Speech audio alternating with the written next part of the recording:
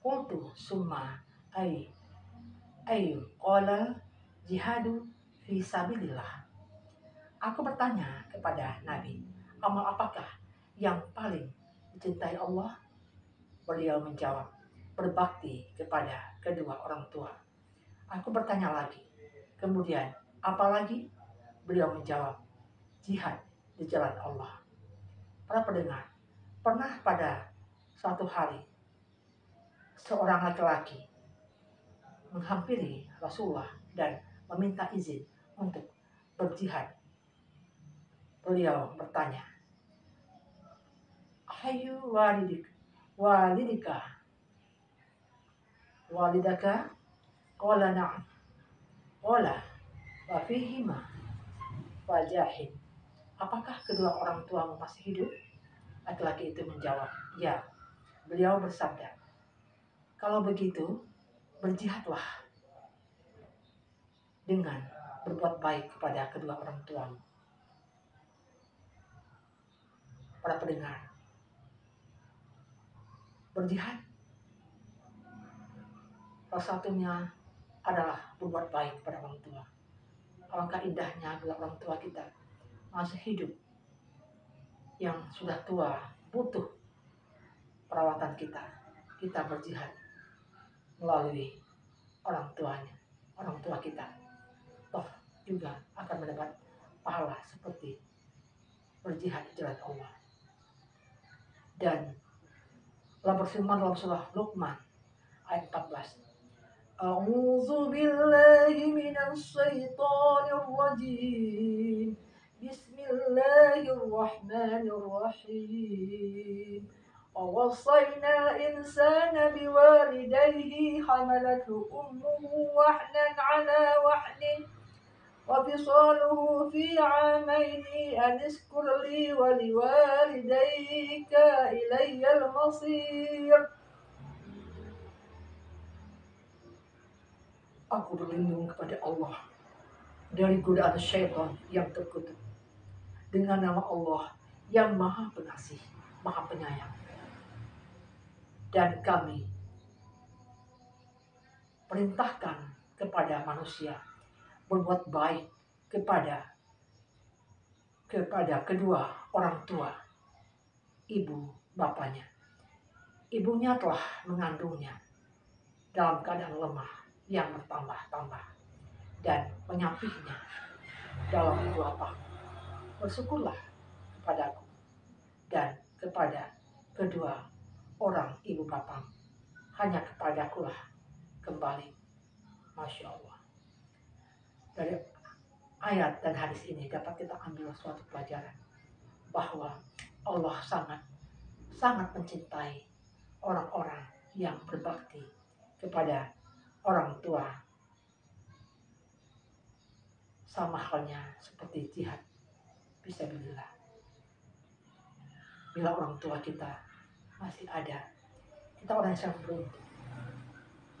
Berbaktilah pada mereka dengan tulus dan ikhlas.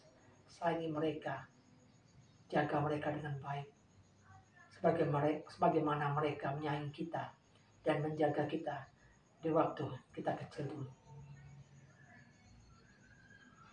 Insya Allah, anak-anak yang berbakti akan mendapat ridho dari Allah. Apalagi seorang ibu, jasanya sangat besar, tidak terbalaskan.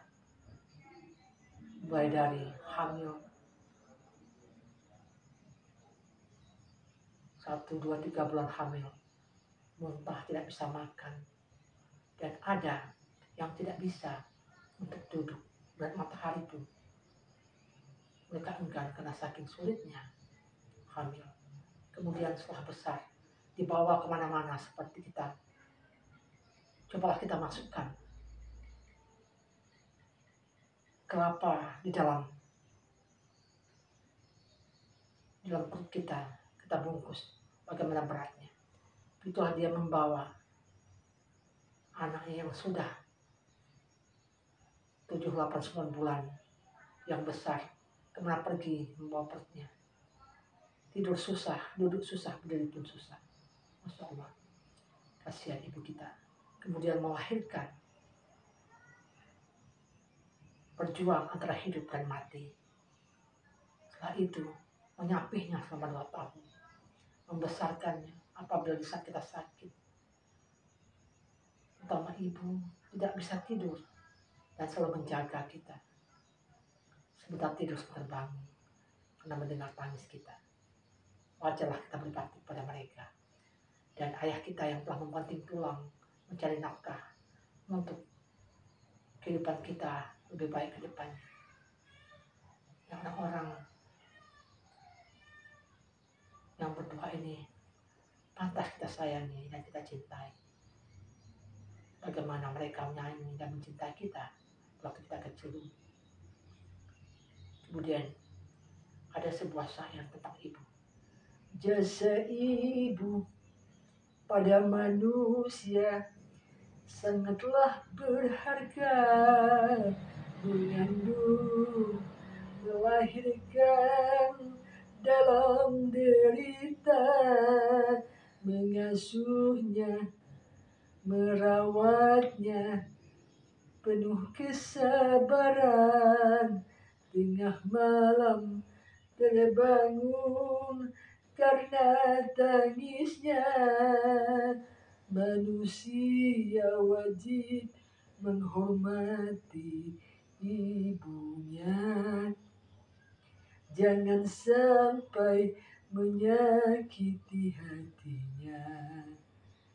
Ingat surga di bawah telapak kaki ibunda.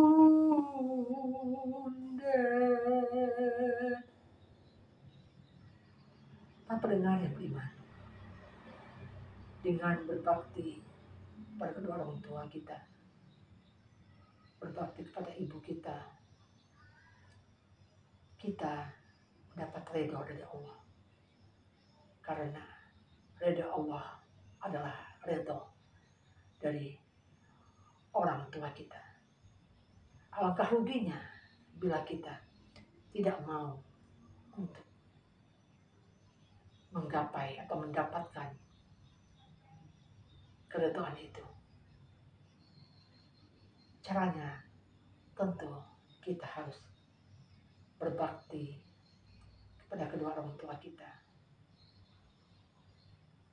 memperhatikan mereka, menyayangi mereka, dan mencintai mereka dengan tulus. Dengan hal ini, kita akan mendapat keberkahan dalam hidup. Karena orang tua kita hadir di dunia ini. Dan alangkah tidak pantas kalau kita memperlakukan mereka secara tidak baik. Kasih sayang mereka sangat tulus pada kita, walaupun kita sudah berkeluarga, sudah punya keluarga sendiri. Bagi seorang ibu, kasih sayang ibu sepanjang jalan. Bagi ibu, anak tetaplah anak walaupun mereka sudah dewasa, tetaplah kecil di mata seorang ibunya, seperti anaknya yang masih berusia balita.